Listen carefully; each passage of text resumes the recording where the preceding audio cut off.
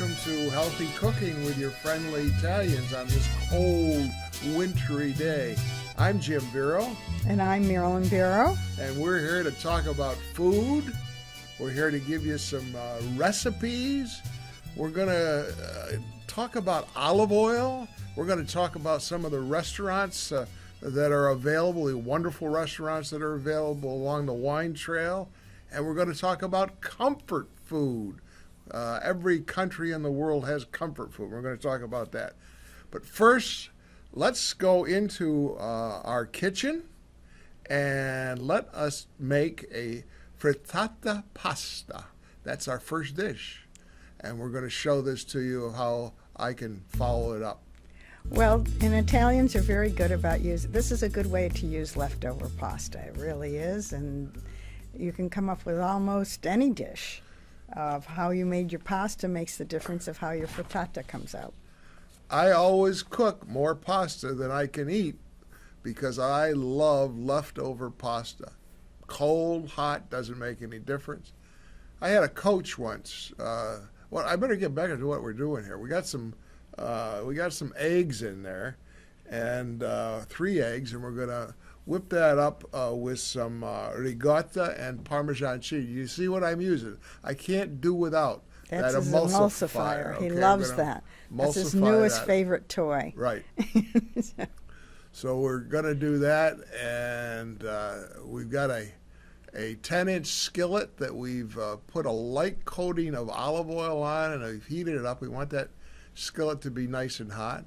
Now, the leftover pasta, you can use anything you want. I mean, whatever you got going. This is a marinara sauce and a noodle, a wide noodle, and we're just going to mix that up together. This is so easy to make. And then you had to put the bread. You had toasted breadcrumbs. There goes. Yep, there's the toasted breadcrumbs. Right. Put some of those in there. Mix that up, and we're about ready to cook this. Yep. There's a little olive oil in that 10-inch. And use a non-stick because it'll be easier to slide this out once it comes in, once it's ready for you. So we're just going to put it in there, and we're going to shake it a bit and get the bottom to be set, and that. You want the eggs to cook, is what basically. Yeah. So we got that going on. So that they get from liquid to solid. I was telling you, I had a coach once that liked cold pasta or hot pasta, but he liked it put a dollop of vanilla ice cream on it. Well, don't forget that you have to put it in the oven to cook the top of it. Well, it's going to come. Just hold on. You're getting ahead of yourself, Marilyn. Now, you just watch. There we are. All right, now the thing is set, and we're going to put it in the oven. We're going to turn on a broil, and we're just going to broil the top, okay? And once it's nice golden brown, we'll take that out, and we'll run a spatula around it. And usually with a frittata, you have to flip it. And by doing it this way, by putting it in the oven and browning the top. It takes longer to do this, but it's easier in the end. Right. And particularly when you have like a pasta in it that's really pretty solid, you're better off putting it under the broiler or putting it in the oven. And the other thing you got to watch out for. I don't mind flipping them, but you have to put a plate and then you flip it and then you put it back in, and that's harder to do. You notice that the handle is a metal handle. If you did this when those rubber or plastic handle, it'd melt, so you don't want to use it that way. So now let's see if I can get this thing out. Sometimes there you go. It's coming. Come on. There you go. This is the hardest thing in the whole thing. Now you have a nice solid frittata that you can cut in wedges and serve like you would a pizza. Now I want a little color to it, so I've got some parsley that I'm sprinkling over the top, and it's looking a lot better. A little drizzle of olive oil, and maybe a glass of wine. Yeah, a glass of wine, and there you go. It's all ready to go. Easy dinner to make. Leftover pasta with a ricotta. I should mention that the ricotta that you use, don't use the no-fat ricotta. You can use the low-fat or regular ricotta, but not too gummy. So try that. I think you'll thoroughly enjoy doing that, and it's a nice dish. Let's talk about comfort food, Marilyn. Right. Their comfort food comes in all countries have their own comfort food, Right. right. Basically, it usually comes down to some kind of, well, it's either pasta or rice or something like that. You mentioned rice. China has a dish they call congee, which is basically rice and chicken stock, and cook it until it becomes gruel. It just sort of disintegrates into Right. And sometimes they put some 100-year-old eggs in it. Yes, that's one of their favorites. I don't want 100-year-old eggs. They also put gizzards and Right. innards and kinds of things too. But you don't have to have those. But they put something in it. They put some kind of Chinese delicacy in this, what they call congee. And our son lived in China for a while, and this is what he would eat, this congee. Other thing that is comfort food in China is steamed dumplings. They love their steamed dumplings. And they have restaurants, which they call dim sum restaurants, where people come around with carts. And you look at what's on the cart and you point, and that's what you get. And there's all kinds of dumplings and things like that. And they have buns. There's a bun that has red bean paste in it that's Right. very good, and I think that's more of a breakfast kind of thing or a dessert kind of thing. But the dim sum things are just wonderful. Now, other countries, England has a dish they call marmite, which is a salty, greasy meat pie. I don't like it, but that's one of their comfort foods. Vietnam has steamed rice, and they drizzle fermented fish sauce over the top of it, which actually is pretty good. India steams semolina pudding that's sweet, and they serve it. And they also serve a tea, which is a sweet tea, which has cardamom in it, and that's a And nice cardamon's dish. a very good spice for you. Yep. And as you can see, a lot of them are based on carbohydrates, which are, whether they're semolina or dumplings that are made out of flour. You know, there's some flour or some kind of carbohydrate involved. All in these things has a tendency to be with a carbohydrate, except for the next one, which is in Northern Europe. They eat pickled salted herring. Yes, they have herring for breakfast, salted and dried, and I don't know. Yeah. That doesn't sound too good to me, but that's... No. They also use bangers and mash in England. Bangers and mash, right. And of course, in Italy, we were brought up with the polenta, and when we were kids, we had it because a lot of people didn't have much money, and it was an easy thing. And we said we don't ever want to eat polenta again. When you grow up, you get back to the point that you really like enjoy. polenta. It's a comfort food. Well, and the other comfort food that they used a lot when people were sick, or at least children, was pastina, which would have a little chicken broth or a little butter and salt and pepper. But pastina was the smallest little piece of macaroni, and so... Yeah, I remember having the pastina, and then the homemade chicken broth would be poured over the top Right. of it. It was good comfort food. So those are some interesting things of what people eat as a comfort food. Now, in the United States, one of the major comfort foods is macaroni and cheese. And Jim has a nice recipe that you really don't have to bake. And the latest thing seems to be macaroni and cheese with lobster. But, well, that's upgraded macaroni and cheese, right? They have macaroni and cheese restaurants. That's all they serve is macaroni and cheese. But I encourage you to make your own macaroni and cheese. It's not that difficult. You know what's going into it instead of buying the package. I know the package is easy. But let's give me a recipe for the comfort food of American mac and cheese. You can take some elbow pasta. You can take any kind of pasta you want. I like a little shortcut of pasta. Boil it to an al dente state.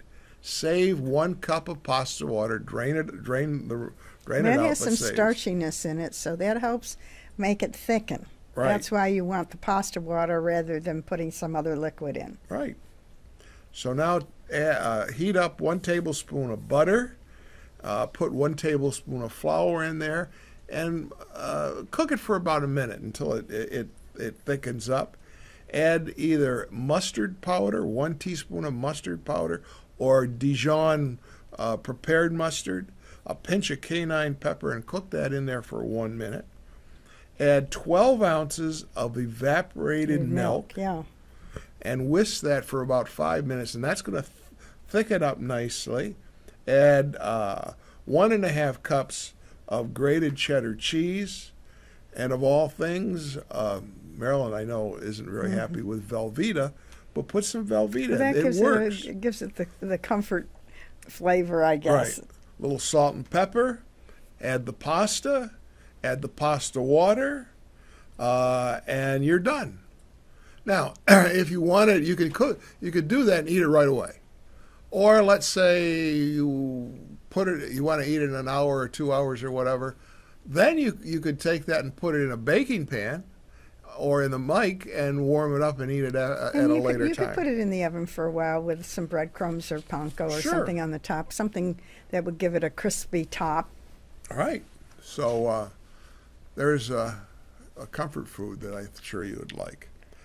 Wanted to talk a little bit about the restaurants that are on the Finger Lake wine trail, and they have started a promotion of some of these Restaurant week or something, or they've had it, or it's coming. I'm not sure. Check. I don't know how long it's going to run, but it's a 2 or 3 course meal, either for lunch or for dinner. Prices differ.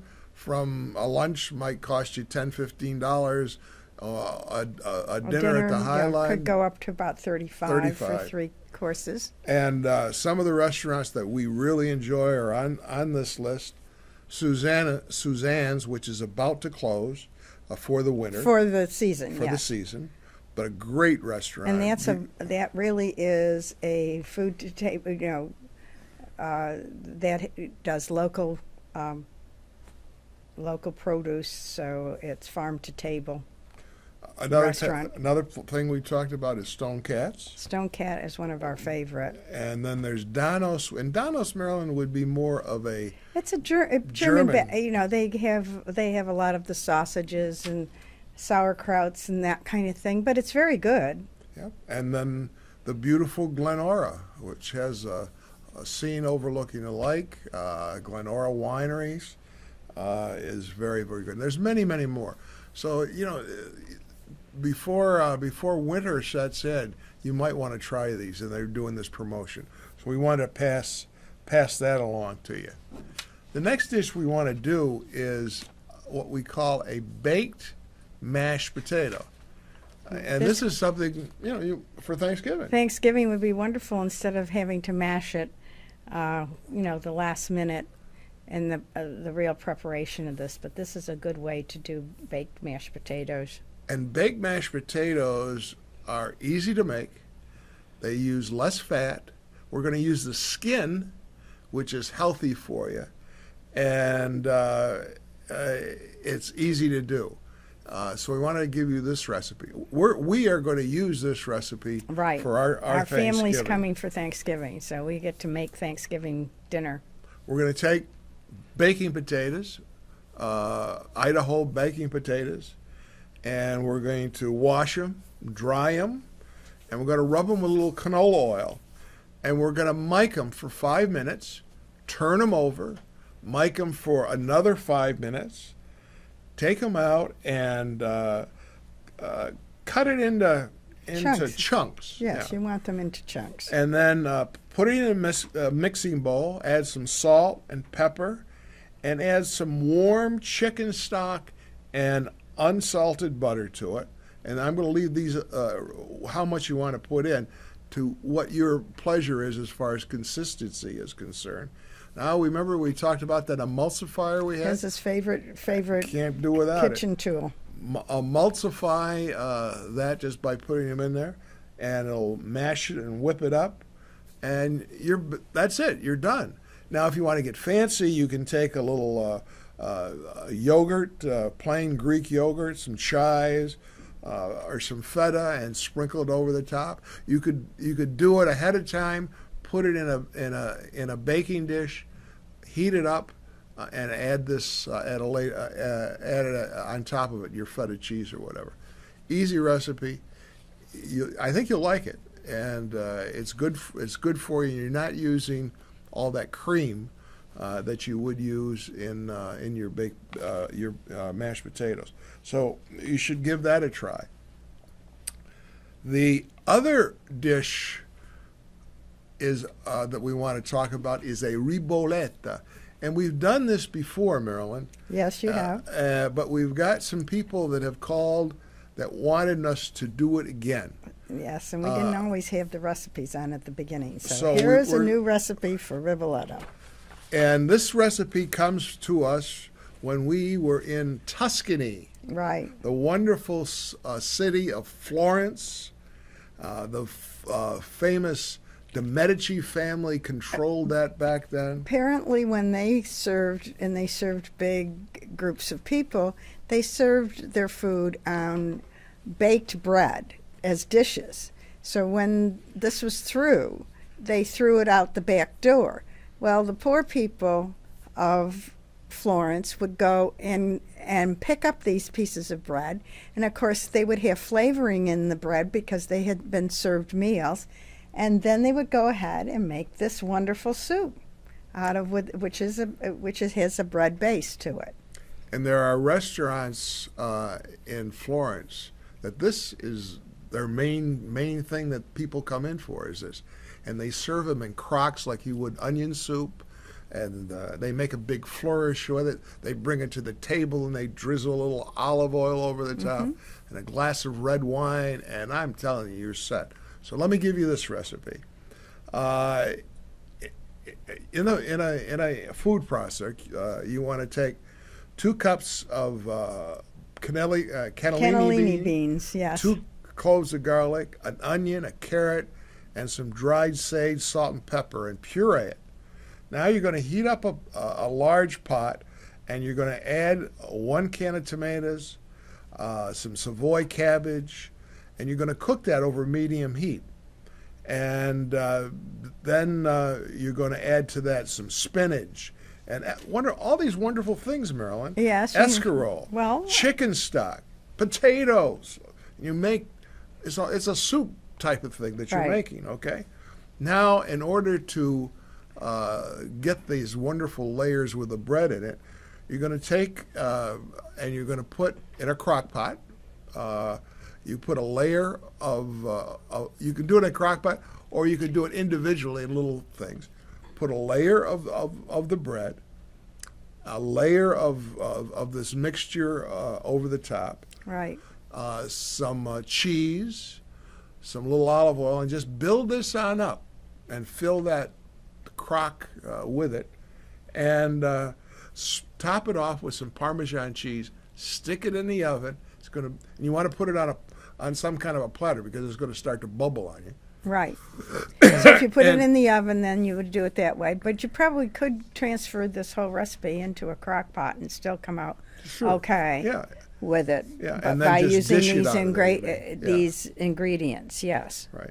And you're going to cook it for 1 hour at 350 degrees, and you are going to get this. You're going to pull it out of the oven, and there's this wonderful smell, this aroma that comes from this thing. These dishes are just so wonderful at this time of the year when you're really beginning to feel the coldness coming upon us. Which, and this is really comforting to have this kind of food. Maybe I should go out and make it today. You could. I think you've got some escarole. That's what we're going to have it tonight. Yeah. Tonight. John Simula brought him the last of the escarole before it froze, so Right. maybe this is what we should do with it. So we're going to have it tonight. You might want to have it tonight. All right. Last thing I want to talk about is extra virgin olive oil. I love extra virgin olive oil. There was a study done at the University of California that says a lot of extra virgin olive oil is a fake. Really is an extra virgin olive oil. And when you make extra virgin olive oil, you cold press it. The temperature, the maximum temperature that you can use is 86 degrees. This is the time of the year when olives, particularly in Italy, but I think also in California, this is the time that they start making olive oil. So this is the first press. That means you get, and that's what they mean by extra virgin. But I'm not sure that they always do that, and I'm not sure that they always keep it at the right temperature. Is that correct? That they don't heat it a little bit more than they should? Well, they start really playing games with it by some of them will add sunflower oil to it or canola oil. They'll add color enhancement. They'll add flavor enhancement. They even add chemicals to preserve it in some cases. So that it'll last longer. Because olive oil, if it's not, it does have a shorter shelf life than some. So you have to be careful with it. This is sometimes called mafia olive oil. Is that what it's called? Now, I'm going to list some of the olive oils that through this study. Now, this is just the study that's saying this. And I'm not saying that all of them do this or not, but they don't meet the requirement of the 86 degree temperature of making cold pressed olive oil. But they have problems with Bertolli, name we all know of. Filippo Bero, Maryland. We cook with Filippo Bero. Well, my father used to bring gallons of Filippo Bero a long time ago, but I don't know what they did then. Right. And we weren't into extra virgin olive oil when we grew up. I mean, olive oil was olive oil. Yeah. Well, we didn't even have extra virgin olive oil. We just had olive oil. Yes, that's what I mean. Yeah. We didn't know the words extra virgin olive oil. Colavita is another one. Is a name that that is very familiar, but. They're saying, according to the University of California, they're not acceptable. By the way, I want to thank Joanna McDonald for giving me this information, and this is where I've been getting all this stuff. Now, there is a seal called the NAOOA, the North American Olive Oil Association, that does have a seal of quality, a quality seal on it. And one of the olive oils on that list we use all the time and is available locally, which is Pompeian olive oil. And that's a very good olive oil. It's a great olive oil. Also, Trader Joe's up in Rochester, they have a Trader Joe's California extra virgin olive oil. And that meets the criteria. And that also meets the standards. So you might want to try out two of those. You know, the areas of production of olive oil, they come from Spain, which Spanish olive oil has a tendency to be very mellow. Greek olive oil, which is a strong olive oil. And of course, Italian olive oil. What can I say more about Italian? But also Libya and Syria, and I can't say enough about the use of olive oil. It helps prevent cancer. It helps your heart disease, strokes, high blood pressure, risk of diabetes, boosts your immune system, increases bone density, improves your memory. It's I don't know. I don't know how you can live without it. Right. Someday they'll find maybe that it isn't, but right now we should all go have olive oil. Who knows? You have to have olive oil. You understand me? Olive oil, olive oil. No, I shouldn't swear on. No. Okay. So what are you up to for next week? Our next week, show in 2 weeks. It's time for Thanksgiving. It's going to be just in time for Thanksgiving. We're going to We're going to talk about how to make a turkey the easy way by cutting it up, cutting the breast away from the legs and the he'll thigh. demonstrate that for you. Yeah, and how we can stuff the breast. You know, you don't want to stuff, if you have a whole turkey. You shouldn't be stuffing it, but this way, if you just put the breast over your dressing, that's okay. Yeah, so we're going to do that. You're going to love that. We're going to get some easy, time-saving recipes for sides that we like. You know, the mashed potatoes is one of them, but we have several others. And we even have Brussels sprouts. Now, Marilyn hates Brussels sprouts. Yeah, I'm not overly enthusiastic about but this Brussels was a Brussels sprout slaw. It's good. It was raw. It was really good with some cranberries in it, and it was really good. So we'll have that recipe. So get ready. Get your cooking shoes on or cooking clothes on, because our Thanksgiving is coming up, and we're going to try to be of help for you to do this. So enjoy. Try not to get too cold out there. Have some ribollita and have some olive oil. Drink a glass of wine. Any more instructions I have for you? That's about it. Okay, Chocolate's the only other good thing that's supposed to be good, dark chocolate. But otherwise, you're all set. So enjoy. Nice to see you. We'll see you the next time. Ciao. Ciao.